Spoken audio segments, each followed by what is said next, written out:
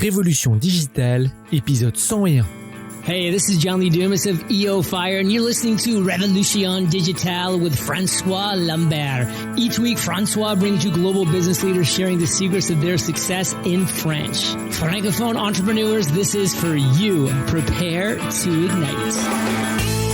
Bâtisseurs et bâtisseuses de la nouvelle économie, bien le bonjour. Ici François-Paul Lambert, bienvenue sur Révolution Digitale. Cette saison, nous diffusons depuis l'Australie. Et si c'est la première fois que vous nous écoutez, je m'entretiens chaque semaine avec des entrepreneurs et entrepreneurs inspirantes partout à travers le monde.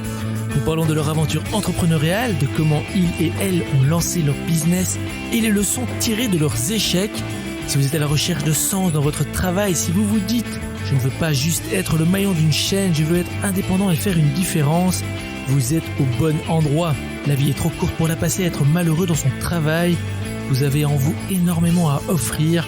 Et avec Révolution Digitale, nous allons non seulement vous donner de l'inspiration, mais aussi des outils et des recommandations concrètes que vous pourrez mettre en œuvre chaque semaine pour faire ce que vous avez toujours vraiment voulu faire et travailler pour votre rêve, pas celui de quelqu'un d'autre.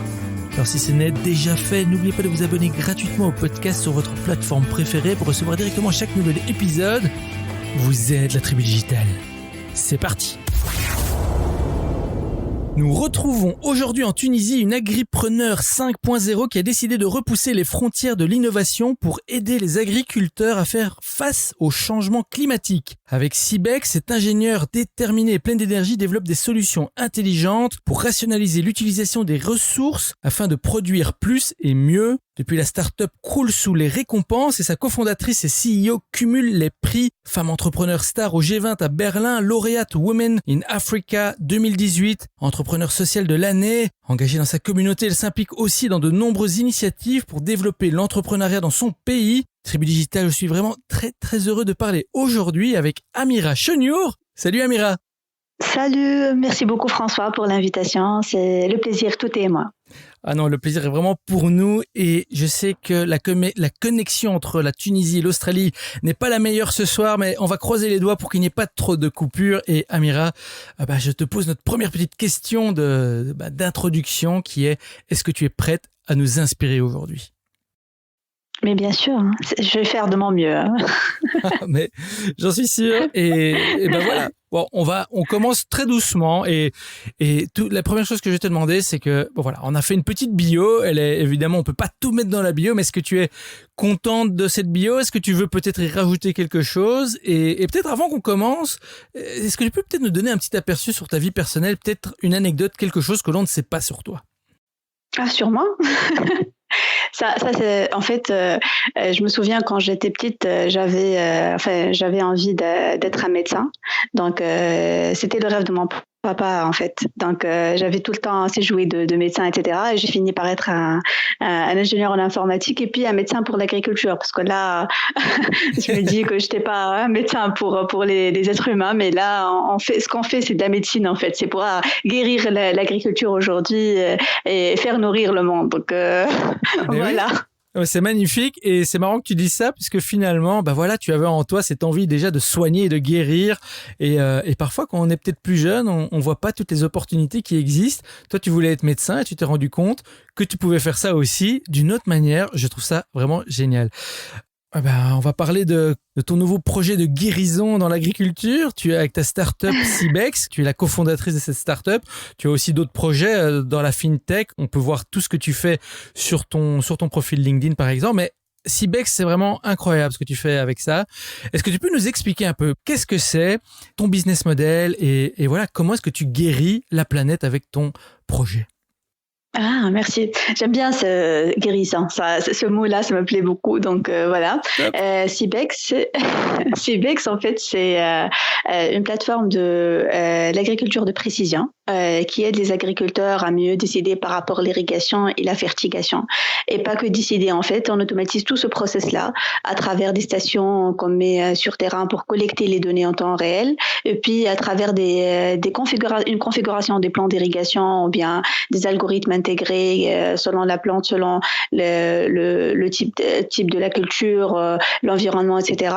On automatise le process de l'irrigation à travers d'autres stations qui vont ouvrir ou fermer les équipements sur terrain selon ces plans-là.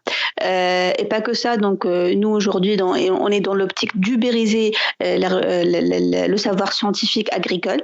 Donc la plateforme, elle permet de connecter les agriculteurs aux différents experts dans le monde. Donc ils peuvent partager leurs données et demander de conseils. Et de l'autre partie, donc ces experts-là, ils arrivent à monétiser leur savoir-faire en offrant leur algorithme et en améliorant leur savoir-faire aussi au fur et à mesure de l'impact collecté par notre solution. Ouais. Merci beaucoup. Et pour, en fait, tu m'as demandé par rapport le business model. Mm-hmm. Donc nous aujourd'hui on offre la plateforme en software as a service, donc il y a des inscriptions mensuelles et annuelles à payer pour accéder à la plateforme, aux services qu'on offre. On partage le revenu avec les experts, donc on prend une petite commission sur l'usage des algorithmes et on vend le matériel, la partie hardware, les stations IoT, donc chaque station elle a son prix qui est aussi ajusté par pays. Voilà. Waouh, c'est vraiment ambitieux, c'est vraiment ingénieux. Software as a service, et pour les membres de la tribu qui ne parlent pas bien anglais, je sais même pas s'il y a une traduction officielle, mais je pense qu'on pourrait dire c'est logiciel comme service. Ouais, en fait, le software as a service, c'est en fait, on paye le service, autant on consomme, autant on paye. C'est-à-dire aujourd'hui, on n'achète pas une licence et puis c'est terminé. Donc, le software as a service, il permet une relation continue avec le client parce que toujours on a des améliorations à donner, à offrir, etc. Donc, on paye justement, c'est comme si on loue la plateforme le long du parcours ou le long de notre relation avec le fournisseur. Donc, on paye justement des frais mensuels, voire annuels, voire plus. Donc, selon le client, qu'est-ce qu'il veut exactement. Donc, et nous, c'était ça parce qu'aujourd'hui, on sait que l'agriculture, c'est par saison. Donc, il peut l'utiliser pour 6 mois, pour 4 mois. Donc, c'est-à-dire s'il a vraiment une culture de pommes de terre, donc il va avoir accès à la plateforme justement 4 mois parce que la saison elle est du 4 mois. Et après, donc il reprend l'année d'après. Donc il n'a pas à payer toute l'année en fait pour accéder à ces données. Donc c'est pour justement faciliter l'accès à la technologie, surtout qu'on est quand aujourd'hui on négocie ou bien on traite avec un secteur qui est encore plus loin que les autres secteurs par rapport à l'IT. Voilà. Oui, comme je dis, c'est vraiment un projet ambitieux. Et tu parlais du fait que ce service est offert à plusieurs pays. Sur quel marché êtes-vous actif? Bon, il y a la Tunisie, j'imagine, mais vous êtes plutôt en Afrique. Vous êtes où? Ouais, oui, effectivement. Donc nous, on a commencé en Tunisie. Franchement, François, on s'est lancé officiellement. Ça fait 4 mois en vente. Donc, on a beaucoup travaillé sur la partie recherche et développement, surtout avec l'agriculture, et on essaye de maîtriser ou bien de contrôler l'environnement externe, ce qui est pas vraiment évident. Donc, aujourd'hui, on est sur pratiquement le Sénégal aussi. Donc, on a récemment entré en partenariat avec des partenaires en Sénégal pour des pilotes. On commence avec des pilotes. C'est ça notre stratégie en fait, c'est de faire des pilotes, montrer, showcaser l'impact et puis donc scaler sur ce pays-là. Et on était en France dernièrement et on a vraiment remarqué qu'aujourd'hui aussi le besoin il est là. Donc on est aussi en discussion sur le développement du business sur la France. Et voilà, donc on est backupé avec Orange, donc supporté avec d'Orange Tunisie et Orange Global. Et tant tu as mentionné déjà qu'on était sélectionné l'entrepreneur social de l'année 2018 au Moyen-Orient, Nord-Afrique pour le challenge d'Orange. Donc aujourd'hui, ils sont avec nous sur le volet business development et on est sur une bonne stratégie s'étendre aussi sur toute l'Afrique pour les deux prochaines années. Et je peux te dire que je sens qu'il y aurait aussi une demande ici en Australie avec tous les problèmes de sécheresse et de problèmes climatiques que ce pays connaisse. Donc, à bon entendeur, lorsque vous aurez bien développé. Et justement, je voulais te poser une petite question par rapport à ça, parce que par exemple en Afrique, bon, le taux de pénétration de l'internet et de ces technologies, je connais pas les statistiques, mais ça doit quand même varier grandement entre pays. Et dans certains pays, ça doit être même très dur. Comment vous avez fait pour vous faire connaître, pour faire connaître votre technologie auprès des agriculteurs et auprès des potentiels acheteurs? Franchement, avant, on n'a pas vraiment mis d'efforts pour faire connaître la solution parce qu'on était vraiment en mode travaillant caché, travaillant pour ne pas dire l'autre mot. Donc du coup, on s'est dit que on attendait le bon moment pour y aller. Et les prix qu'on a eu à échelle internationale, en fait, ils ont fait le buzz parce que aujourd'hui l'impact il est là, il est évident, donc on le voit. Et franchement, donc aujourd'hui, nous, notre stratégie, c'est on sait que la technologie elle est bien, mais avoir les partenaires et le savoir-faire de l'autre côté agricole, c'est très très bien. Donc notre stratégie, c'est travailler avec les partenaires de l'agriculture. Et d'ailleurs, on a commencé en Tunisie et on l'a dupliqué aujourd'hui au Sénégal et on est en train de voir avec d'autres partenaires pour la dupliquer dans d'autres pays. Donc étant qu'on croit vraiment dans l'intelligence collective ou bien ce qu'on appelle l'intelligence collective, on est aujourd'hui dans l'optique d'avoir des organisations internationales au bord des partenaires et on a la GIZ, la coopération allemande. Donc avec nous aujourd'hui, on est dans l'optique d'avoir les centres techniques. On a aussi ici en Tunisie ce qu'on appelle les centres techniques de pommes de terre, les centres techniques d'agrumes, les centres techniques des dattes. Donc ces gens-là, ils ont tout le savoir-faire agricole et ils conseillent les agriculteurs, surtout ceux sur le périmètre public, sur qu'est-ce qu'il faut faire pendant les saisons, avant les saisons, après les saisons, etc. Donc eux, c'est le savoir-faire. On est en partenariat avec des centres de recherche et développement et on est en partenariat avec des centres de vulgarisation. Parce que ça, c'est très important parce que, au fait, aujourd'hui, l'agriculture, comme j'ai mentionné en avant, l'agriculteur, c'est le mindset le plus dur. Pour croire la technologie ou pour dire qu'aujourd'hui, la technologie, elle peut résoudre tes problèmes et tes problèmes qui sont vraiment aujourd'hui les majeurs problème, ça tue l'eau et si on n'a pas de l'eau, on n'a pas de nourriture, il n'y a pas de vie. Donc l'eau c'est essentiel pour tout. Donc la technologie aujourd'hui pour faire comprendre à l'agriculteur que c'est la solution. Donc on ramène des vulgarisateurs qui sont habitués à parler avec les agriculteurs, qui savent très très bien comment ils pensent, qu'est-ce qu'ils cherchent, etc. Pour qu'on puisse les sensibiliser par rapport à ça en premier lieu, et puis donc faire des pilotes avec les organisations internationales, avec les telcos comme Orange, on est sur ça aujourd'hui, avec les centres techniques qui sont financés par l'État, avoir en fait aujourd'hui aussi en Tunisie par exemple, Cibex, il est subventionné par le gouvernement, donc donc le coût il est payé jusqu'à 50% du coût est payé par le gouvernement. Donc tout ça, mettre ces dispositifs là pour aller très vite et en mode plus efficace vers l'agriculteur et faire connaître la solution en Tunisie et partout dans le monde. Wow, oui, et j'ai bien envie de dire que effectivement on a l'impression que vous allez vite et que vous êtes très efficace. Vous êtes combien dans l'équipe?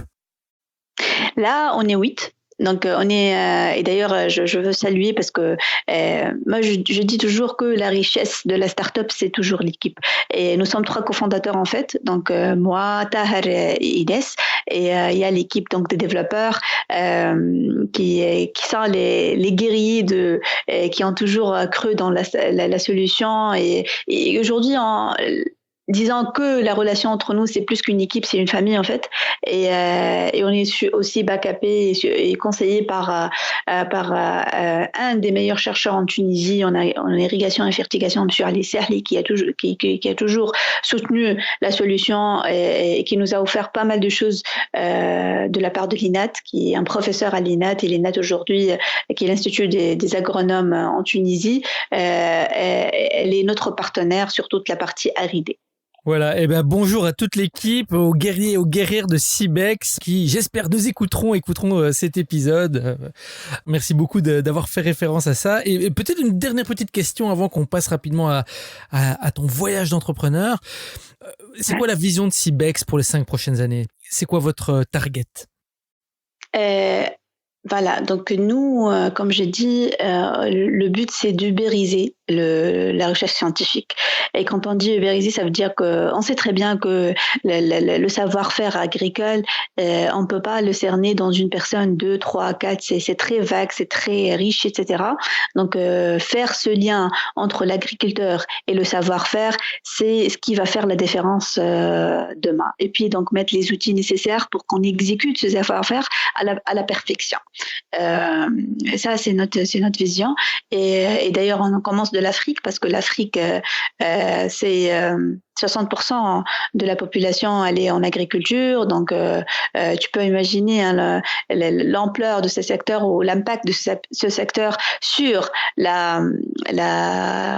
cette population-là en Afrique. Et je pense que l'Afrique demain elle sera la source de nourriture mondiale. Donc aujourd'hui il faut y investir, faut mettre les outils. Ce qu'on veut faire c'est créer ce qu'on appelle l'agriculteur 4.0. Là, l'agriculture, c'est toujours classique, ça on le fait pour vivre. Nous, on veut que ce soit un vrai business qui va créer de la valeur, qui va créer de l'impact, qui va créer des entrepreneurs agribusiness pour demain. Et aussi, donc, ramener plus des jeunes parce que, si tu sais, avant, on dit que si tu as rien à faire, faut travailler la terre. Aujourd'hui, ce qu'on veut faire avec Cybex, donc, c'est si tu as quelque chose à faire, faut travailler la terre. Voilà, et Tribu Digital, j'espère que vous prenez note de tout ça, que ça vous donne des idées et de l'inspiration. Il y a tellement de choses à faire et ce que fait Amira avec Cybex et avec son équipe est vraiment quelque chose de vraiment super. Et Amira, ici, ce que je te propose, c'est qu'on explore rapidement ton parcours entrepreneurial, ton aventure, le voyage qui t'a amené là où tu es aujourd'hui. Et la première chose que je te demanderais, c'est quand est-ce que tu as su vraiment au fond de toi que tu voulais te lancer à ton propre compte, que tu voulais avoir un projet comme ça, un projet entrepreneurial? L'histoire elle est très longue en fait. Mais je vais dire ça en quelques mots. Moi en fait j'étais un ingénieur d'informatique. Je fais le boulot de mon boulot, c'est-à-dire développeur. Et j'ai fait 3 startups en fait, deux grandes boîtes, 3 startups avant d'intégrer IT Grapes. Et IT Grapes, elle est fondée par Tahar, qui est mon cofondateur aujourd'hui. Et c'est l'incubateur privé, l'accélérateur privé de tous les projets qu'on a aujourd'hui. Tu as mentionné d'ailleurs le projet de la FinTech Ultimium. Donc celui-là aussi a été incubé et accéléré par IT Grapes et financé par IT Grapes. Donc moi j'ai rejoint IT Grapes comme product owner, donc chef de projet. Chef de produit. J'ai travaillé avec Tal, donc c'était en fait l'offre de Tal à l'époque. Donc il m'a dit que tiens Amir, il me connaît très très bien, on a travaillé ensemble dans la communauté, c'est un ami, c'est un très cher ami. Et il m'a dit tiens moi, je veux que tu rejoins la start-up, je veux qu'on construise ça ensemble. Et moi je peux pas t'offrir vraiment un salaire de ouf et des avantages comme tu as eu dans les grandes boîtes, mais ce que je peux t'offrir, c'est de la carrière.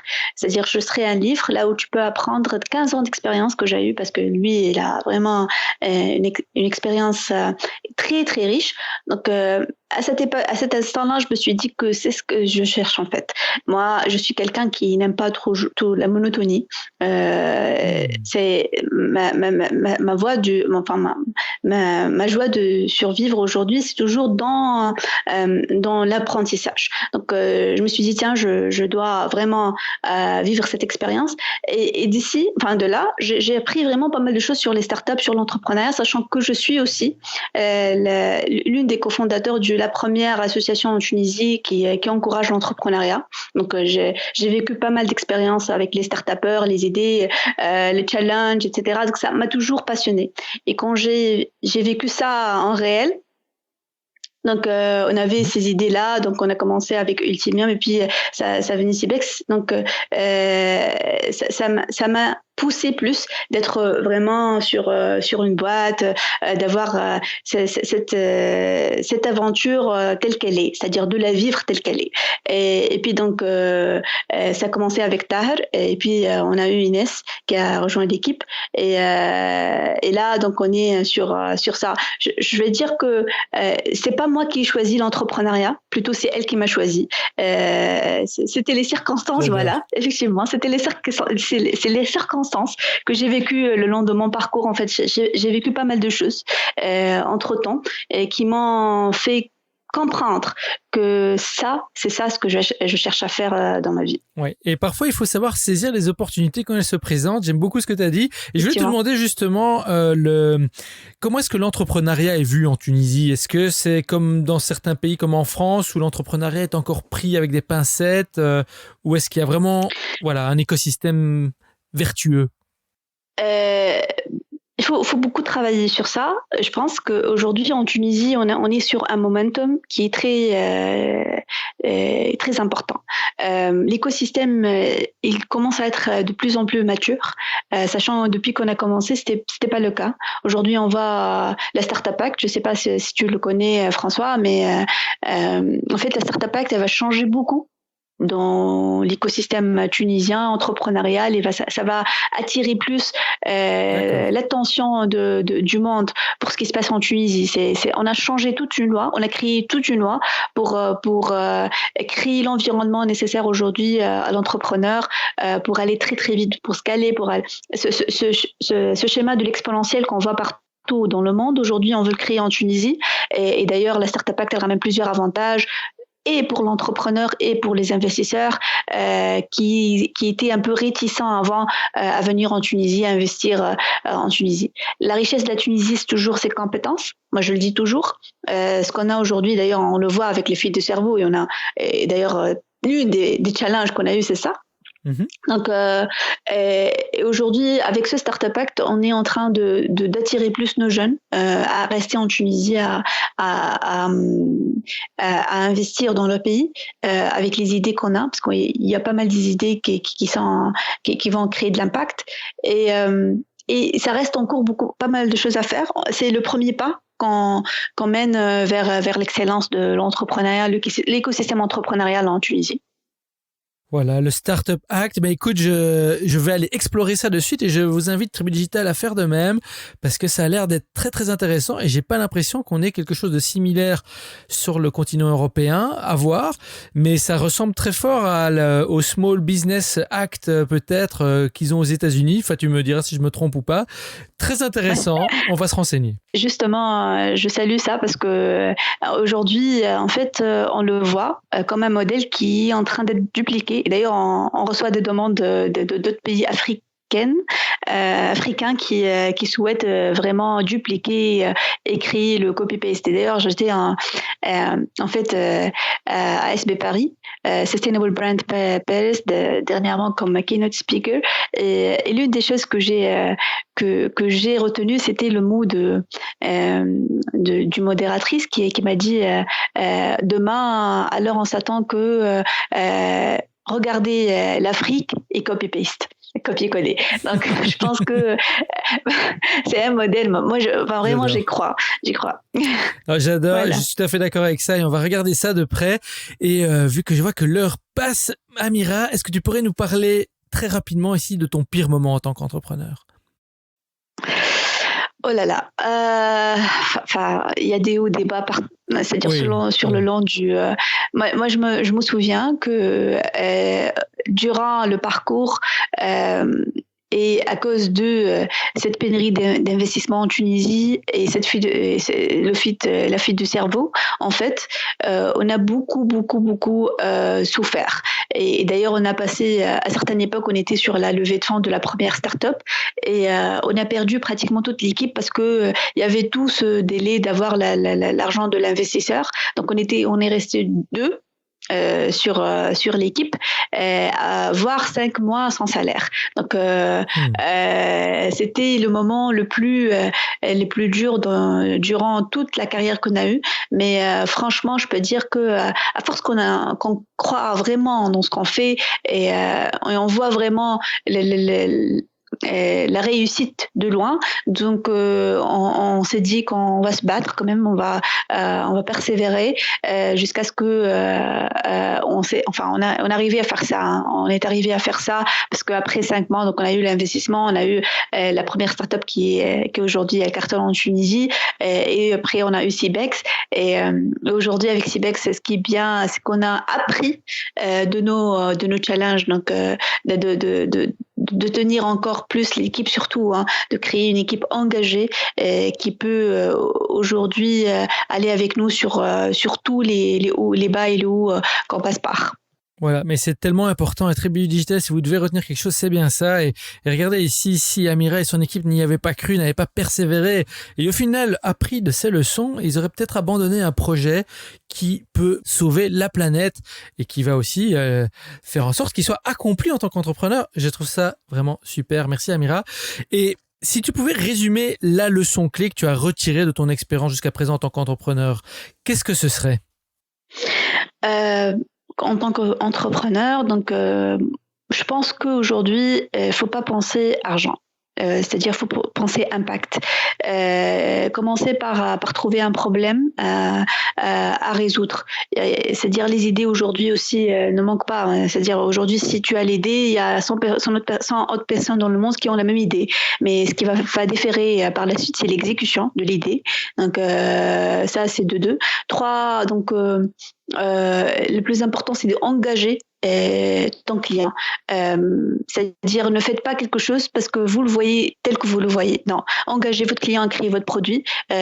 Ayez son feedback avant vraiment de vous lancer sur le marché, et surtout persévérer, parce que c'est un parcours qui, je dis pas que c'est la vie en rose et être un entrepreneur comme pas mal de personnes. Ils pensent que dès que tu es un entrepreneur, demain tu auras une vacance à Maldives à passer un mois, etc., du pays à l'autre. Donc c'est pas ça. C'est un parcours qui demande effectivement assez de persévérance, et voilà. Donc ayez la persévérance, ayez cette philosophie d'avoir un impact dans ce monde-là. Vous réussirez votre parcours professionnel et personnel aussi. Wow, j'adore vraiment toutes ces pépites. Amira, vraiment, merci beaucoup. Et Tribu Digital, je vous invite, si vous voulez explorer encore plus en profondeur ces concepts, c'est pas un chemin de tout repos, mais c'est un chemin tellement gratifiant. Je vous invite quand même de venir écouter l'épisode numéro 100 où on a un peu résumé tous ces concepts, et Amira nous les rappelle vraiment remarquablement. Merci beaucoup pour ça. Et on arrive bientôt à la fin de l'épisode, Amira. Et ici, d'habitude, j'emmène mes invités pour faire une petite pause, pour faire redescendre un peu l'énergie. Et ici, je t'emmène soit en pause café, soit en pause cocktail ou en pause mocktail. C'est toi qui choisis. Ensuite, on s'installe et je te pose cette fameuse série de questions en rafale. Alors, qu'est-ce que tu préfères ? Mocktail. Allez, pause mocktail. Écoute, c'est parfait. Et en plus, je pense que l'été arrive de ton côté. Nous, c'est l'hiver. Donc, moi, je suis ravi de te suivre en pause mocktail. Et ici, on se retrouve à la plage, en Tunisie. On est sur une plage en Tunisie, en hamac ou sur chaise longue. Un mocktail ou une noix de coco à la main. L'ambiance est décontractée et relaxante. Il fait chaud et tout va plus lentement. On est ici pour se reposer, se ressourcer et philosopher sur le passé, le présent, le futur. Alors, qu'est-ce que tu prends ? Quelque chose avec des fruits, disons fraises ou bien framboises ou anything exotique. Une spécialité tunisienne peut-être. Oui, peut-être, oui. La spécialité tunisienne, tu trouveras vraiment la citronnade qui est la plus délicieuse ici. Écoute, moi, c'est ça que je prends. Et on s'installe et je te pose alors la première question qui est: comment gères-tu le stress et la peur ? Moi, donc comment je gère le stress et la peur? Donc, je fais des réflexions, c'est-à-dire tout ce qui, quand je suis vraiment dans une phase de stress, je m'installe avec moi-même et j'essaie de faire des réflexions, de me poser des questions et écouter un peu de musique, faire un peu de yoga peut-être. Donc c'est de rester avec moi-même, surtout de ne pas vraiment interagir beaucoup avec le monde externe jusqu'à ce que je reprends mes repères en fait. Si tu devais recommander un livre inspirant, quel serait-il et pourquoi ? The Why, Start with the Why de Simon Sinek, parce que toujours la suite, elle vient de le pourquoi. Pourquoi vous faites ça? Pourquoi vous voulez faire ça? Pourquoi vous voulez être cette personne-là? Donc le pourquoi, elle vous aide à savoir quel chemin vous allez prendre. À quoi ressemble ta journée type? Est-ce que tu as peut-être une routine que tu pratiques qui t'aide au quotidien? Ma journée commence le matin avec un bon café chez moi et puis donc une marche jusqu'à mon bureau parce que j'habite pas très loin, donc j'aime marcher le matin, revenir faire mes pratiques avec l'équipe et surtout par la suite rencontrer des amis, avoir des gens qui sont un peu inspirantes et garder ce lien avec mes parents qui me soutiennent toujours. Et puis donc si c'est le week-end, donc d'aller là où il y a la nature et la nature. C'est fantastique, j'adore ça vraiment. Et alors en plus de l'agriculture 5.0, qu'est-ce qui t'inspire ou te passionne en ce moment? En ce moment-là, j'aimerais reprendre quelque chose que j'aimerais faire avant. Donc, et c'est une décision que j'ai prise, c'est de faire le violon, parce que j'ai fait ça à 4 ans. J'avais ce rêve avant d'être sur scène et d'être cette fille qui est sur scène et qui fait le violon et avec une orchestre derrière, etc. Donc aujourd'hui, je vais reprendre ça parce que c'est quelque chose qui me passionne beaucoup et qui m'amène dans un monde là où je me retrouve très très bien. Est-ce que c'est pas Alma Deutscher ou je me trompe complètement? C'est pas une petite... Non, c'est elle. Oui, c'est elle. Ah ok, bah voilà. Écoute, on va essayer de trouver tu nous choisiras une de ces vidéos que tu aimes bien et on la mettra sur ta page. Voilà. D'accord. Alors, on est déjà à la dernière petite question du coup, et c'est vrai parce que en fait, je fais des questions rafales et après j'ai toujours envie d'interrompre et de poser des autres questions autour, mais il faut que je m'y tienne. Alors, dernière question, c'est la plus difficile. Si tu pouvais changer quelque chose dans le monde, qu'est-ce que ce serait et pourquoi? Je vais changer effectivement les barrières, c'est-à-dire les borders. Je ne sais pas comment on dit ça en français, mais les limites, les frontières entre les pays. Je pense qu'aujourd'hui, la richesse de ce monde-là sera d'éliminer ces frontières et de ramener les gens à s'accepter tels qu'ils sont. Donc, si aujourd'hui je vais changer quelque chose, je vais créer un seul monde. Amis terriens, j'adore vraiment ce qu'Amira a dit. Nous sommes tous des humains de cette planète et ces frontières qui sont complètement fictives et virtuelles, voilà, Amira voudrait bien les faire casser. Merci vraiment du fond du cœur, Amira. On est arrivé à la fin de l'épisode et voilà, pour le mot de la fin, que dirais-tu quand même à nos auditeurs et auditrices de la Tribu Digitale qui hésitent encore à se lancer ou qui se sentent bloqués? Si tu avais un dernier conseil à leur donner, quel serait-il? L'opportunité d'aujourd'hui n'est pas l'opportunité de demain. Si vous avez quelque chose à faire, faites ce que vous voulez faire, ce que vous aimez faire. Saisir l'opportunité et lancez-vous. L'aventure, ou bien on vit une seule vie aujourd'hui, donc chaque jour, ça se mérite d'être vivre comme il faut. Donc ne réfléchissez pas trop, lancez-vous. Voilà, tout est dit. J'adore vraiment tout ça. Amira, vraiment merci du fond du cœur d'avoir partagé tout ça.